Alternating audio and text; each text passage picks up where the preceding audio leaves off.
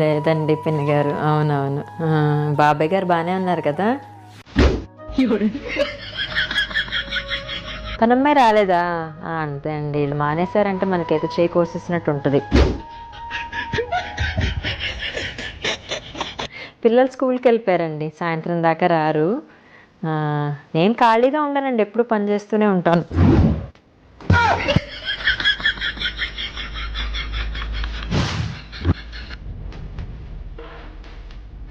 ఈయన వర్క్ చేసుకుంటున్నారు, పెద్ద సాయం ఏం చేయరండి, అన్నీ నేనే చేసుకుంటాను.